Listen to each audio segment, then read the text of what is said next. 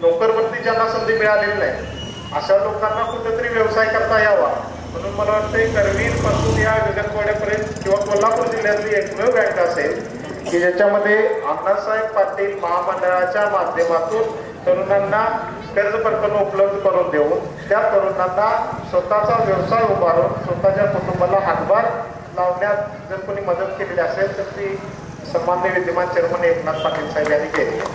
त्यामुळे 1000 लोकांना प्रकरण म्हणजे एक नोकरीवरती मुलं बाळ आणि स्वतःची बायको 4 लोक भागू शकतात.